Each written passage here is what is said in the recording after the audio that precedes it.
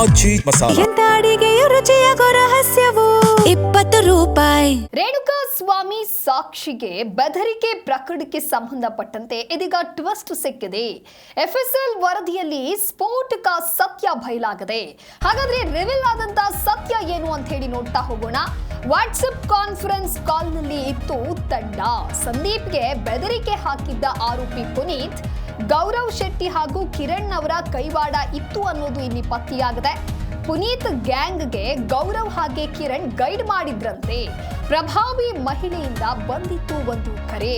ಹಾಗಾದ್ರೆ ಆ ಕರೆಯಲ್ಲಿ ಏನೆಲ್ಲ ಮಾತನಾಡಿದ್ರು, ಏನು ಎತ್ತ ಎಲ್ಲವೂ ಕೂಡ ಇದೀಗ ಮತ್ತಷ್ಟು ಕುತೂಹಲಕ್ಕೆ ಕಾರಣ ಆಗ್ತಾ ಇದೆ. ಬಯಲಾಗಿರುವಂತಹ ಸ್ಫೋಟಕ ಸತ್ಯ ಇದು. FSL ರಿಪೋರ್ಟ್ ಏನಿದೆ, ಆ ಒಂದು ರಿಪೋರ್ಟ್ ನಲ್ಲಿ ಕೆಲವೊಂದಷ್ಟು ಭಯಾನಕ ವಿಚಾರಗಳು ಕೂಡ ಪತ್ತೆಯಾಗಿದೆ. ಅಂದ್ರೆ ವಾಟ್ಸ್ಆಪ್ ಕಾನ್ಫರೆನ್ಸ್ ಕಾಲ್ ಅನ್ನ ಮಾಡ್ಕೊಂಡಿದ್ರು. ಆ ಕಾಲ್ ನಲ್ಲಿ ಡಿಸ್ಕಸ್ ಆಗಿತ್ತು ಸಂದೀಪ್ಗೆ ಬೆದರಿಕೆಯನ್ನ ಹಾಕಿದ್ದ ಆರೋಪಿ ಪುನೀತ್ ಅನ್ನುವಂತ ವಿಚಾರ ಕೂಡ ಇದೀಗ ಬಯಲಾಗಿದೆ. ಪ್ರಕರಣಕ್ಕೆ ಸಂಬಂಧಪಟ್ಟಂತೆ ಪುನೀತ್, ಸುಹಾಸ್, ವೇಣು ಎಂಬ ಮೂವರನ್ನ ಬಂಧನ ಮಾಡಲಾಗಿತ್ತು ಅನ್ನುವಂತಹ ವಿಚಾರ ಇದು. ಈಗ FSL ರಿಪೋರ್ಟ್ ನಿಂದ ತಿಳಿದು ಬಂದಿರತಕ್ಕಂತಹ ರಿಪೋರ್ಟ್ ಇದು. ಈಗಾಗಲೇ ರೇಣುಕಾಸ್ವಾಮಿ ಹತ್ಯೆ ಪ್ರಕರಣಕ್ಕೆ ಸಂಬಂಧಪಟ್ಟಂತೆ ಯಾವ ರೀತಿಯಾದಂತಹ ಚರ್ಚೆಗಳು ನಡೀತಾ ಇತ್ತು ಎಲ್ಲವೂ ಕೂಡ ಗೊತ್ತಿದೆ. ಸಾಕಷ್ಟು ಬೆಳವಣಿಗೆಗಳು ಕೂಡ ಆಗಿತ್ತು. ಇನ್ನು ಪ್ರದೋಷ್ ಕೂಡ ತಾನು ನಿಜವನ್ನ ಹೇಳ್ತೇನೆ, ನನ್ನನ್ನ ಬಿಟ್ಟು ಬಿಡಿ ಅನ್ನುವಂಥ ವಿಚಾರವನ್ನ ಕೂಡ ಪ್ರಸ್ತಾಪ ಮಾಡ್ತಾರೆ. ಅರ್ಜಿಯನ್ನ ಸಲ್ಲಿಕೆ ಮಾಡ್ತಾರೆ. ಅರ್ಜಿಯಲ್ಲಿ ಕೆಲವೊಂದಿಷ್ಟು ವಿಚಾರಗಳು ಕೂಡ ಇರುತ್ತೆ. ಅದಕ್ಕೆ ಸಂಬಂಧಪಟ್ಟಂತೆ ಪ್ರಾಸಿಕ್ಯೂಷನ್ ಕೂಡ ಒಪ್ಪಿಗೆಯನ್ನ ನೀಡಿದೆ. ರೇಣುಕಾಸ್ವಾಮಿ ಕೊಲೆ ಪ್ರಕರಣದಲ್ಲಿ ಮಾಫಿ ಸಾಕ್ಷಿ ಆಗೋದಕ್ಕೆ ಕೋರ್ಟ್ಗೆ ಅರ್ಜಿ ಸಲ್ಲಿಕೆ ಮಾಡಿರುವ 14ನೇ ಆರೋಪಿ ಪ್ರದೋಷ್. ಇದು ಒಂದು ರೀತಿ ಚರ್ಚೆ ಆಗ್ತಾ ಇದೆ. ಇದೇ ಬೆನ್ನಲ್ಲೇ ಇದೀಗ FSL ರಿಪೋರ್ಟ್ ಕೂಡ ಬಹಳ ಸದ್ದು ಮಾಡ್ತಾ ಇದೆ. ಅದರಲ್ಲಿ ಇರ್ತಕ್ಕಂಥ ವಿಚಾರಗಳು ಏನು, ಅದರಲ್ಲಿ ಅಡಕವಾಗಿರುವಂತಹ ಮಾಹಿತಿಗಳು ಏನು ಅನ್ನುವಂತ ಕುತೂಹಲ ಇದು. ಈ ಕುರಿತು ಮತ್ತೊಂದು ಬ್ರೇಕಿಂಗ್ ಅಪ್ಡೇಟ್ ಲಭ್ಯವಾಗ್ತಾ ಇದೆ. ಪುನೀತ್ ಮೂಲಕ ಸಾಕ್ಷಿಗೆ ಕಿಡ್ನಾಪ್ ಮಾಡಿಸಿ ಜೀವ ಬೆದರಿಕೆಯನ್ನ ಹಾಕಲಾಗಿತ್ತು. ಕೃತ್ಯದ ಸಮಯದಲ್ಲಿ ಕಾನ್ಫರೆನ್ಸ್ ಕಾಲ್ನಲ್ಲಿ 3 ಜನ ಇರ್ತಾರೆ. ಪುನೀತ್ಗೆ ಪ್ರಭಾವಿ ಮಹಿಳೆಯಿಂದ ಕರೆ ಬಂದಿರೋದು ಕೂಡ ಪತ್ತೆಯಾಗಿದೆ. ಪುನೀತ್ ಎಂಬಾತನಿಗೆ ಒಬ್ಬ ಮಹಿಳೆಯಿಂದ ಕರೆ ಬರುತ್ತೆ. ಅದು ಕೂಡ ಪ್ರಭಾವಿ ಮಹಿಳೆಯಿಂದ ಆ ಕಾಲ್ ಬಂದಿರೋದು ಅನ್ನೋದು ಈಗ ಪತ್ತೆಯಾಗಿದೆ. ಗೌರವ್ ಶೆಟ್ಟಿ ಹೇಳಿದ್ದನ್ನ ಮಾಡು ಅಂತ ಹೇಳಿ ಓರ್ವ ಮಹಿಳೆ ಸೂಚನೆಯನ್ನ ಕೊಡ್ತಾರೆ. ಬೆದರಿಕೆ ಹಾಕಿದ್ದ ಬಗ್ಗೆ ಕೋರ್ಟ್ನಲ್ಲಿ ಸಂದೀಪ್ ಹೇಳಿರ್ತಾರೆ. ರೇಣುಕಾಸ್ವಾಮಿ ಕೊಲೆ ಕೇಸ್ನ 49ನೇ ಸಾಕ್ಷಿ ಸಂದೀಪ್. ಹಾಗಾದ್ರೆ ಈ ಸಂದೀಪ್ ಯಾರು ಅನ್ನೋದನ್ನ ನೋಡ್ತಾ ಹೋಗೋದಾದ್ರೆ, ರೇಣುಕಾಸ್ವಾಮಿ ಕೊಲೆ ಕೇಸ್ಗೆ ಸಂಬಂಧಪಟ್ಟಂತೆ ಆರೋಪಿಗಳ ಪಟ್ಟಿ ಏನಿದೆ ಅದರಲ್ಲಿ 49ನೆಯ ಸಾಕ್ಷಿನೇ ಈ ಸಂದೀಪ್. ತನಿಖೆಯ ವೇಳೆ ಕಿರಣ್ ಹಾಗೆ ಗೌರವ್ ಶೆಟ್ಟಿಯ ಕೈವಾಡ ಇದೆ ಅನ್ನೋದು ಕೂಡ ಬೆಳಕಿಗೆ ಬಂದಿದೆ.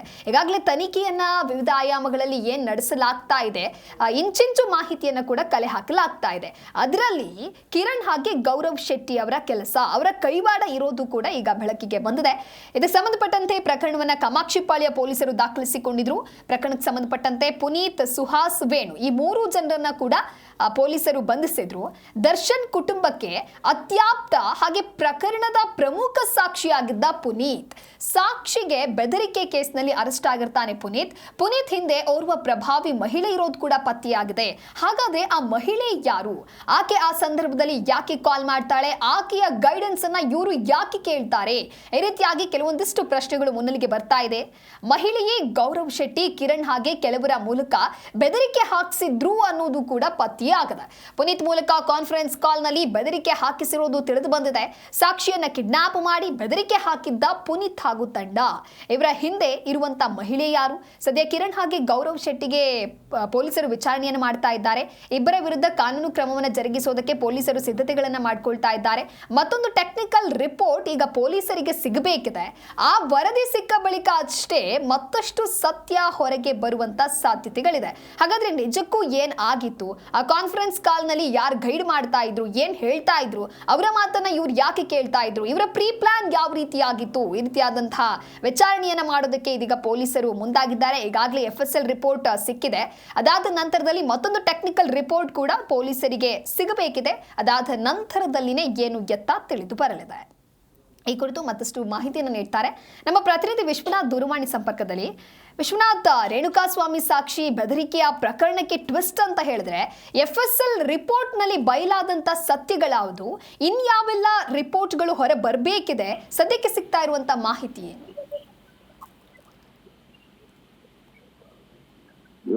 ರೇಣುಕಾಸ್ವಾಮಿ ಕೊಲೆ ಪ್ರಕರಣಕ್ಕೆ ಸಂಬಂಧಪಟ್ಟಂತೆ ಈ ಸಾಕ್ಷಿದಾರರೇನಿದ್ದಾರೆ ಸಾಕ್ಷಿಗಳಿಗೆ ಬೆದರಿಕೆ ಹಾಕಿದಂತಹ ಪ್ರಕರಣಕ್ಕೆ ಸಂಬಂಧಪಟ್ಟಂತೆ ಕಾಮಾಕ್ಷಿಪಾಳ್ಯ ಪೊಲೀಸರು ಮೂವರನ್ನ ಬಂಧಿಸಿ ವಿಚಾರಣೆಯನ್ನು ಕೂಡ ನಡೆಸಿದ್ರು.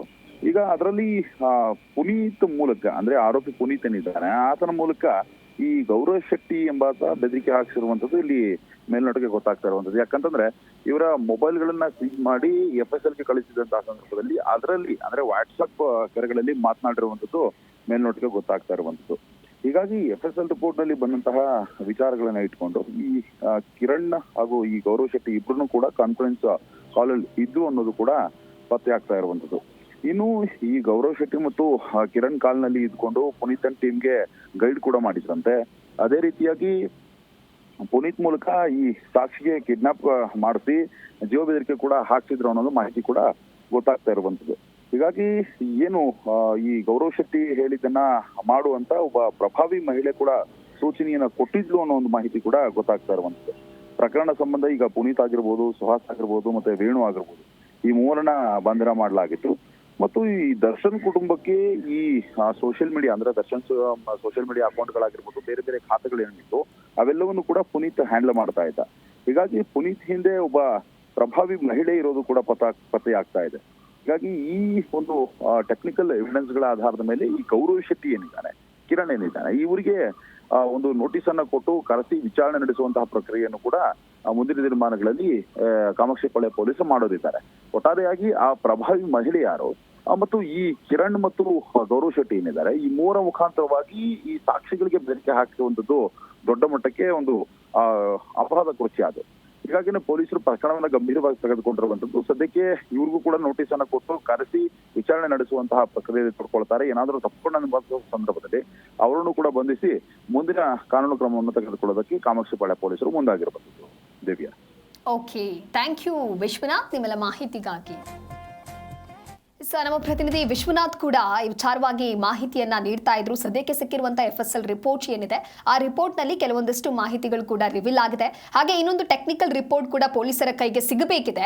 ಆ ಒಂದು ರಿಪೋರ್ಟ್ ಸಿಕ್ಕಿದ ನಂತರದಲ್ಲಿ ಸದ್ಯಕ್ಕೆ ಈಗ ಸಿಗ್ತಾ ಇರುವಂತಹ ಮಾಹಿತಿಗಳು ಏನಿದೆ ಅದಕ್ಕೂ ನೆಕ್ಸ್ಟ್ ಬರುವಂತಹ ರಿಪೋರ್ಟ್ ನ ಟ್ಯಾಲಿ ಮಾಡಿ ನೋಡಿದಂತ ಸಂದರ್ಭದಲ್ಲಿ ಯಾವ ರೀತಿ ವಾಸ್ತವಾಂಶ ಇದೆ, ಇದರ ಹಿಂದೆ ಅಡಕವಾಗಿದ್ದಂತ ಕಾರಣ ಏನು, ಕಾನ್ಫರೆನ್ಸ್ ಕಾಲ್ ನಲ್ಲಿ ಯಾರಿದ್ರು, ಆ ಪ್ರಭಾವಿ ಮಹಿಳೆ ಯಾರು, ಮಹಿಳೆಗೆ ಇನ್ಯಾರೆಲ್ಲ ಸಂಪರ್ಕ ಇದ್ರು, ಈ ಎಲ್ಲವೂ ಕೂಡ ಬೀಳುತ್ತೆ. ಸದ್ಯ ಪುನೀತ್ ಗ್ಯಾಂಗ್ಗೆ ಗೌರವ್ ಹಾಗೆ ಕಿರಣ್ ಗೈಡ್ ಮಾಡಿದ್ರು ಅನ್ನುವಂಥ ವಿಚಾರ ಈಗ ರಿವೀಲ್ ಆಗಿದೆ. ಇದಕ್ಕೆ ಸಂಬಂಧಪಟ್ಟಂತೆ ಕಾಮಾಕ್ಷಿಪಾಳ್ಯದ ಪೊಲೀಸರು ಪ್ರಕರಣವನ್ನ ದಾಖಲಿಸಿಕೊಂಡಿರ್ತಾರೆ. ಇನ್ನು ವಿಚಾರಣೆ ಮಾಡುವಂತ ಸಂದರ್ಭದಲ್ಲಿ ಈ ರೀತಿಯಾದಂಥ ಕೆಲವೊಂದಿಷ್ಟು ಅಂಶಗಳು ಈಗ ರಿವೀಲ್ ಆಗಿದೆ. ದರ್ಶನ್ ಕುಟುಂಬಕ್ಕೆ ಅತ್ಯಾಪ್ತ ಹಾಗೆ ಪ್ರಕರಣದ ಪ್ರಮುಖ ಸಾಕ್ಷಿನೇ ಆಗಿದ್ದು ಈ ಪುನೀತ್. ಸಾಕ್ಷಿ ಬೆದರಿಕೆ ಕೇಸ್ನಲ್ಲಿ ಪುನೀತ್ ಅರೆಸ್ಟ್ ಆಗಿರ್ತಾನೆ. ಪುನೀತ್ ಹಿಂದೆ ಇದ್ದಂತ ಆ ಮಹಿಳೆ ಯಾರು ಅನ್ನುವಂಥ ವಿಚಾರವೂ ಕೂಡ ಇದೀಗ ಮತ್ತಷ್ಟು ತನಿಖೆ ಮಾಡಲಾಗತ್ತೆ. ತನಿಖೆಯ ನಂತರದಲ್ಲಿ ಯಾವ ರೀತಿಯಾಗಿ ಮಾಹಿತಿಗಳು ಸಿಗುತ್ತೆ ಕಾದು ನೋಡಬೇಕಿದೆ. ಸದ್ಯ ಕಿರಣ್ ಹಾಗೆ ಗೌರವ್ ಶೆಟ್ಟಿಗೆ ಪೊಲೀಸರು ವಿಚಾರಣೆಯನ್ನ ನಡೆಸ್ತಾ ಇದ್ದಾರೆ. ಕಾನ್ಫರೆನ್ಸ್ ಕಾಲ್ ನಲ್ಲಿ ಯಾರೆಲ್ಲ ಇದ್ರು ಒಬ್ಬೊಬ್ಬರಾಗಿನೂ ಕೂಡ ಈಗ ಮಾಹಿತಿ ಕಲೆ ಹಾಕುವಂತ ಕೆಲಸ ಒಂದು ಕಡೆ ಆಗ್ತಾ ಇದೆ. ಈ ವಿಚಾರಣೆ ಮುಂದಿನ ದಿನಗಳಲ್ಲಿ ಹಾಗಾದ್ರೆ ರೇಣುಕಾಸ್ವಾಮಿ ಹತ್ಯೆ ಪ್ರಕರಣಕ್ಕೆ ಯಾವ ರೀತಿಯಾದಂತಹ ದೊಡ್ಡ ತಿರುವನ್ನ ನೀಡುತ್ತೆ ಕಾದು ನೋಡಬೇಕಿದೆ. ವಾಟ್ಸಪ್ ಕಾನ್ಫರೆನ್ಸ್ ಕಾಲ್ ನಲ್ಲಿನೇ ಒಂದು ಟೀಮ್ ಮಾಡಿಕೊಂಡು ಈ ರೀತಿಯಾಗಿ ಗೈಡ್ ಮಾಡಿದ್ರು ಅನ್ನುವಂತ ವಿಚಾರ ಈಗ ಬೆಳಕಿಗೆ ಬಂದಿದೆ.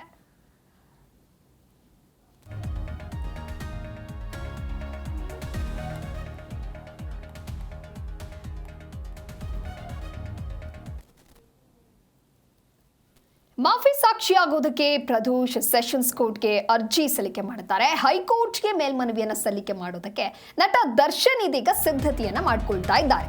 ಅಪ್ರೂವರ್ ಆಗುವಂತ ಪ್ರದೋಷ್ ನಡೆಯನ್ನ ವಿರೋಧ ಮಾಡೋದಕ್ಕೆ ಇಲ್ಲಿ ತೀರ್ಮಾನಗಳು ಮಾಡಿದಂತಾಗಿದೆ. ತೀರ್ಮಾನಗಳನ್ನ ತೆಗೆದುಕೊಳ್ಳಲಾಗಿದೆ. ಮ್ಯಾಜಿಸ್ಟ್ರೇಟ್ ಮುಂದೆ ಹೇಳಿಕೆಯನ್ನ ನೀಡದಂತೆ ಕಂಟ್ರೋಲ್ ಮಾಡೋದಕ್ಕೆ ತಡೆಯೋದಕ್ಕೆ ಯತ್ನ ಮಾಡಲಾಗಿದೆ. ದರ್ಶನ್ಗೆ ಕಾನೂನಾತ್ಮಕ ಹಿನ್ನಡೆಯಾಗುವಂತ ಗಂಭೀರ ಆತಂಕಗಳಿದೀಗ ಎದುರಾಗ್ತಾ ಇದೆ. ಹೈಕೋರ್ಟ್ ಮೆಟ್ಟಿಲೇರೋದಕ್ಕೆ ದರ್ಶನ್ ಪರ ವಕೀಲರು ಸಜ್ಜಾಗಿದ್ದಾರೆ. ದರ್ಶನ್ ಹಾಗೆ ಇತರರಿಗೆ ವಿರೋಧ ಮಾಡುವಂತ ಹಕ್ಕು ಇಲ್ಲ ಅಂತ ಹೇಳಿ ಕೋರ್ಟ್ ಸ್ಪಷ್ಟವಾಗಿ ತಿಳಿಸಿದೆ. ಈಗಾಗಲೇ ಸೆಷನ್ಸ್ ನ್ಯಾಯಾಲಯದಿಂದ ಸ್ಪಷ್ಟವಾದಂತ ಆದೇಶ ಹೊರಬಿದ್ದಿದೆ. ತನಿಖೆ ಹಾಗೂ ವಿಚಾರಣೆಯಲ್ಲಿ ಕಾನೂನು ಹೋರಾಟ ಅನ್ನೋದು ಮುಂದುವರಿತಾ ಇದೆ. ರೇಣುಕಾಸ್ವಾಮಿ ಕೊಲೆ ಪ್ರಕರಣಕ್ಕೆ ಸಂಬಂಧಪಟ್ಟಂತೆ 14ನೇ ಆರೋಪಿ ಪ್ರದೋಷ್ನನ್ನ ಮಾಫಿ ಸಾಕ್ಷಿಯಾಗಿ ಪರಿಗಣಿಸುವುದಕ್ಕೆ 59ನೇ CCH ನ್ಯಾಯಾಲಯ ಅನುಮತಿಯನ್ನ ನೀಡಿದ್ದು ಅರ್ಜಿಯನ್ನ ವಿಚಾರಣೆ ನಡೆಸಿದಂತ ಕೋರ್ಟ್ ಪ್ರದೋಷ್ ಮಾಫಿ ಸಾಕ್ಷಿಗೆ ಇತರ ಆರೋಪಿಗಳು ಆಕ್ಷೇಪ ಆಕ್ಷೇಪಣೆಯನ್ನ ಎತ್ತುವಂತಿಲ್ಲ, ಆಕ್ಷೇಪಿಸುವಂತಿಲ್ಲ ಅನ್ನುವಂಥ ಒಂದು ಮಹತ್ವದ ಆದೇಶವನ್ನ ಕೂಡ ನೀಡುತ್ತೆ. ಹಾಗಾಗಿ ಪ್ರಕರಣದಲ್ಲಿ ಪ್ರದೋಷ್ ಮಾಫಿ ಸಾಕ್ಷಿ ಆಗುವುದಕ್ಕೆ ಅರ್ಜಿಯನ್ನ ಏನ್ ಸಲ್ಲಿಕೆ ಮಾಡಿದ್ರು, ಈ ಅರ್ಜಿಯನ್ನ ಸ್ವೀಕರಿಸುವಂತೆ ಪ್ರಾಸಿಕ್ಯೂಷನ್ ಪರ ವಕೀಲರು ವಾದವನ್ನು ಮಾಡ್ತಾರೆ. ಆದ್ರೆ ದರ್ಶನ್ ಪರ ವಕೀಲ್ ಹಶ್ಮತ್ ಪಾಷಾ ಅವರು ಮಾಫಿ ಅರ್ಜಿಯನ್ನ ಸ್ವೀಕರಿಸಬಾರದು ಅನ್ನುವಂತ ಆಕ್ಷೇಪವನ್ನ ಎತ್ತುತ್ತಾರೆ. ನ್ಯಾಯಾಲಯವೇ ಪ್ರದೋಷ್ ಮಾಫಿ ಸಾಕ್ಷಿ ಅರ್ಜಿಯನ್ನ ಪುರಸ್ಕರಿಸಿದ್ದು ಈಗ ದರ್ಶನ್ಗೆ ಮತ್ತಷ್ಟು ಹಿನ್ನಡೆಯಾಗಿದೆ. ಹಾಗಾಗಿ ಮುಂದೆ ಏನು ಮಾಡಬಹುದು, ಯಾವ ರೀತಿಯಾದಂತಹ ಕಾನೂನು ಹೋರಾಟವನ್ನ ಮಾಡಬಹುದು ಅಂತ ಹೇಳಿ ಸದ್ಯ ದರ್ಶನ್ ಯೋಚನೆಯನ್ನ ಮಾಡಿ ಈ ರೀತಿಯಾದಂತಹ ಒಂದು ನಿರ್ಧಾರಕ್ಕೆ ಬಂದಿದ್ದಾರೆ. ಕೋರ್ಟ್ ಮಾಫಿ ಅರ್ಜಿಯನ್ನ ಸ್ವೀಕರಿಸಿ ಮುಂದಿನ ಪ್ರಕ್ರಿಯೆಗೆ ಅವಕಾಶ ನೀಡಲಿರೋದ್ರಿಂದ ರೇಣುಕಾಸ್ವಾಮಿ ಕೊಲೆ ಪ್ರಕರಣದ ತನಿಖೆ ಹಾಗೂ ವಿಚಾರಣೆಯಲ್ಲಿ ಮುಂದೆ ಹೊಸ ಬೆಳವಣಿಗೆಗಳು ಕೂಡ ಎದುರಾಗಬಹುದು. ದರ್ಶನ್ ಪರ ವಾದದ ಮೇಲೂ ಕೂಡ ಪರಿಣಾಮ ಬೀರುವಂತಹ ಸಾಧ್ಯತೆ ಇದೆ. ಅದಕ್ಕೆ ಅಪ್ರೂವರ್ ಆಗುವಂತಹ ಪ್ರದೋಷ್ ನಡೆಯನ್ನ ವಿರೋಧ ಮಾಡೋದಕ್ಕೆ ಈ ರೀತಿಯಾದಂತಹ ತೀರ್ಮಾನವನ್ನ ತೆಗೆದುಕೊಳ್ಳಲಾಗಿದೆ.